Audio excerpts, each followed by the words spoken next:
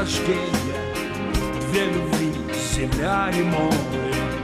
Он без них жить не может, ими счастлив он и год. Две любви к земле и морю, в нем живут неразделимо, а граница между ними — боль.